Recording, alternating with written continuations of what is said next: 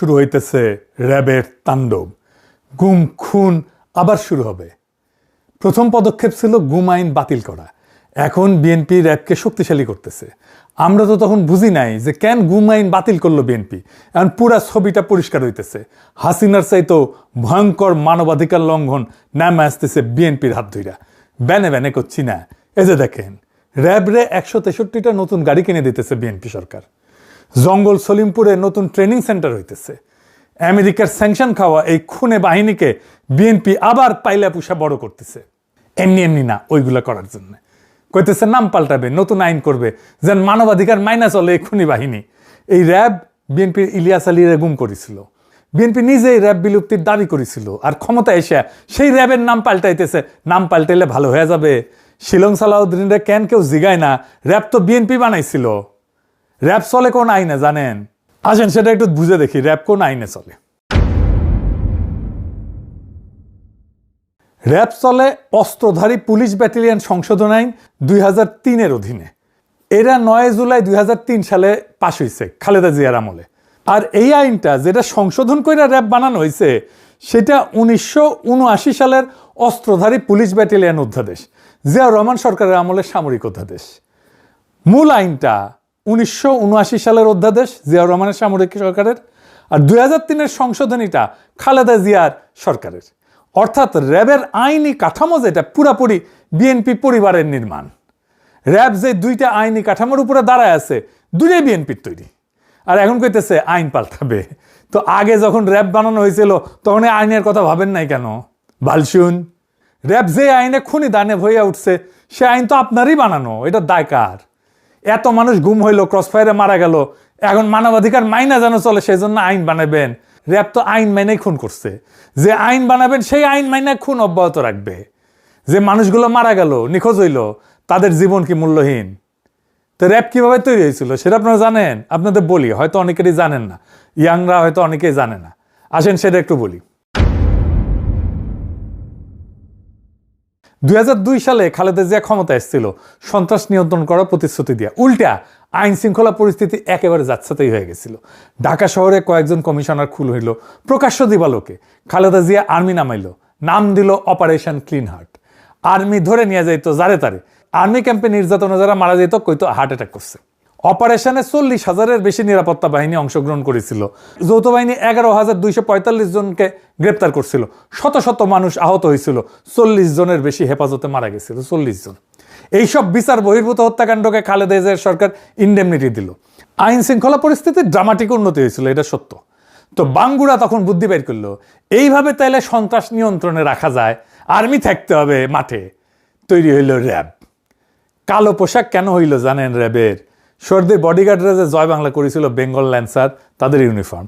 এই যে দেখেন বেঙ্গল ল্যান্সারের ইউনিফর্ম ট্যাঙ্কের উপরে দেখেছেন কালো, ওটাই। এই র্যাব গঠন করাটাই তো আইনত একটা ভুল ধারণা, মারাত্মক ভুল ধারণা। বাঙ্গুরা এমনই গর্ধব যে এইটা যে খুনি বাহিনী হয়ে উঠবে সেটা বুঝতে পারেন। এটা প্রথমেই বোঝা যায়। কেন এটা ভুল ধারণা? আসেন বুঝায় বলি। র্যাব বানানোর লক্ষ্যই ছিল আর্মিকে দিয়া সিভিল ক্রিমিনাল অ্যাক্টিভিটিস সামাল দেওয়া। কিন্তু সেনাবাহিনী দেশের সিভিল সিটিজেনের সাথে তো ডিল করার জন্য তৈরি হয় নাই। সেনাবাহিনী কি করে? সেনাবাহিনী কারে ফাইট করে? দেশের শত্রুরে ফাইট করে। সে দেশের শত্রুর সাথে ডিল করে। সেইখানে সে হয় শত্রুকে নিশ্চিহ্ন করে দেবে, নয়তো নিজে নিশ্চিহ্ন হয়ে যাবে। এখানে কোনো আইন নাই, মানে আন্তর্জাতিক আইন আছে, সে যুদ্ধাপরাধ করতে পারবে না। কিন্তু বোমা ফেলায় যদি শত্রু সেনাদের সাফা করে দেয়, মিলিটারির কোনো অপরাধ নাই, বরং আমরা মেডেল দিয়ে তারে পুরস্কৃত করব। তাই মিলিটারি মাইন্ডসেট একদম আলাদা। কিন্তু পুলিশ দেশের শত্রুর সাথে ডিল করে না, সে ডিল করে দেশের নাগরিকের সাথে। তাকে দেশের আইন মাইনা, নাগরিক অধিকারের সীমানা মাইনা ডিল করতে হয়। সে শুধু অপরাধীর সাথে কিন্তু ডিল করে না, সে নিরপরাধ মানুষের সাথেও ডিল করে, ভালো মানুষের সাথেও ডিল করে। ধরেন ইমিগ্রেশন পুলিশ, সে কি অপরাধীর সাথে ডিল করে? বা ট্রাফিক পুলিশ। আবার ধরেন কোনো ক্রাইম হয়নি, তাও তো পুলিশ লাগে। জিনিস হারাইলে তো পুলিশে ডায়েরি করতে হয় থানায়। রাস্তায় দুর্ঘটনা হইলে পুলিশকে ডিল করতে হয়। কেউ হারাইয়া গেলে আমরা পুলিশের সাহায্য নিই। ধরেন কেউ রাগ কইরা বাসা থেকে বের হয়ে গেছে, আপনি খুঁজে পাইতেছেন না, এটা তো ক্রিমিনাল অফেন্স না, কে ডিল করবে? পুলিশই তো। তো এই পুলিশের কাজ মিলিটারি মাইন্ডসেট দিয়ে চালানো যাবে? মিলিটারির মতো করে সিভিল ইস্যু ডিল করা যাবে? তাইলে করা যাবে? এটা হবে না তো। প্রতিষ্ঠার পরে খালেদা জিয়া র্যাবের ভূমিকা প্রশংসা করছিলেন, বলছিলেন যে প্রশংসা করতেছে সন্ত্রাস দমনে সাহসী এবং নিরপেক্ষ অভিযান চালানোর জন্য। পরে উনি বুঝেছিলেন যে ভুল হয়েছে। ভুল বুঝে কি করলেন?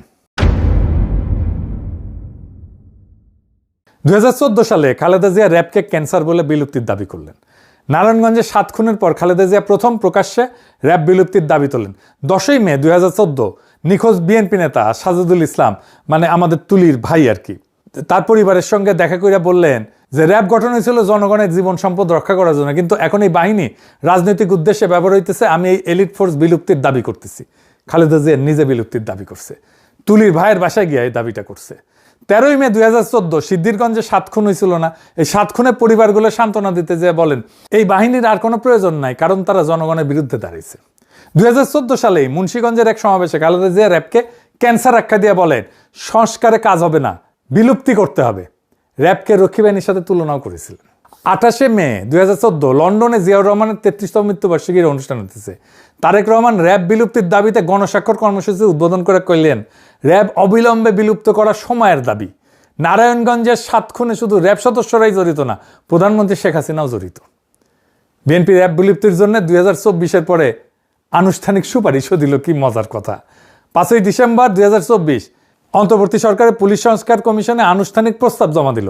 সেখানে র্যাব বিলুপ্তি আর একটা পুলিশ কমিশন গঠনের সুপারিশ ছিল। 10ই ডিসেম্বর গুলশান কার্যালয়ে সংবাদ সম্মেলন করল বিএনপির স্থায়ী কমিটির সদস্য আর এখনকার স্পিকার মেজর হাফিজ। ওইখানে আনুষ্ঠানিকভাবে দাবিটা ঘোষণা করলেন। উনি বললেন মেডিকেল সায়েন্সে এটা বলা আছে যখন গ্যাংগ্রিন পুরোপুরি ছড়ায়া যায় তখন কাইটে ফেলা ছাড়া উপায় থাকে না। র্যাব আন্তর্জাতিকভাবে নিন্দিত হইয়া দেশের ভেতরে দানবে পরিণত হয়েছে। বেশিরভাগ গুম, খুন আর বিচার বহির্ভূত হত্যাকাণ্ড র্যাবই করেছে। তাই আমরা এর বিলুপ্তির সুপারিশ করিতেছি। ভিডিও আছে, দেখেন, এডিটর সাহেব দেখান। যত ধরনের খুন যখন এবং যত এক্সট্রা জুডিশিয়াল কিলিং সব কিছু অধিকাংশই এই র্যাবের মাধ্যমে হয়েছে। সেজন্য আমরা এটিকে বিলুপ্ত করার জন্য সুপারিশ করেছি। দেখেছেন, এইভাবে বলার পরে ইউনূস সরকারের তো উচিত ছিল পরের দিন র্যাব বিলুপ্ত করে অধ্যাদেশ জারি করে নাই। কেমন বেকুব দেখেন, রেখে দিছে। হ্যাঁ, এত বেকুব এই ইউনূস সরকার ছিল। এখন এই 22তম প্রতিষ্ঠাবার্ষিকী হইল এই কয়েকদিন আগে, ওইখানে শিলং সালাউদ্দিন গেছে। ওইখানে বলে যে র্যাবের জবাবদিহিতা, স্বচ্ছতা আর মানবাধিকার সুরক্ষা নিশ্চিত করতে নতুন আইন প্রণয়নের উদ্যোগ নিয়েছে সরকার। সরকার বিবেচনা করতেছে এই বাহিনী বর্তমান নামে চলবে নাকি নতুন এলিট ফোর্স গঠন করা হবে। নতুন নাম হয়েছে কিন্তু। আরো বলছে যে কিছু কর্মকর্তার কর্মকাণ্ডে বাহিনীর ভাবমূর্তি ক্ষুণ্ণ হয়েছে। ফ্যাসিবাদী শাসন আমলে কোনো প্রতিষ্ঠানই অক্ষত থাকে নাই, পুলিশ, সেনাবাহিনী, র্যাব, বিজিবি সবাই। কিন্তু কয়েকজন কর্মকর্তার কাজের জন্য পুরো প্রতিষ্ঠানকে তো দায়ী করা যায় না। না না না, তা তো বটেই। এই যুক্তি তো আওয়ামী লীগও দেয়। যারা গ্যাংগ্রিন বলবে এরা নিজেরা, তার 2 দিন পরে বলবে কয়েকজন কর্মকর্তার কাজের জন্য পুরো প্রতিষ্ঠানকে দায়ী করা যায় না। খালেদা জিয়া বলবেন সংস্কার করে লাভ নাই, বিলুপ্ত করতে হবে। আর এরা বলবে নাম বদলাবে, আইন ঠিক থাকবে, বাহিনী থাকবে। যেই তারেক রহমান লন্ডনে নির্বাসনে থেকে র্যাব বিলুপ্তির জন্য গণস্বাক্ষর কর্মসূচি শুরু করছিলেন, সে বাংলার লুথার কিং যখন হইল তখন র্যাবের গাড়ি কিনে দেয় 163টা, নতুন ট্রেনিং সেন্টারের ব্যবস্থা করে। নাম হবে SIF, স্পেশাল ইন্টারভেনশন ফোর্স। ওরে বাবা, ইংরেজি যেহেতু কইছে ঠিকই কইছে না। আপনারা নিজেরা যা দাবি করেছিলেন অন্য সরকারের কাছে, এখন নিজেরাই করেন সেটা। নিজের দাবি নিজেই মানেন, আমাদের দাবি মানা লাগবে না।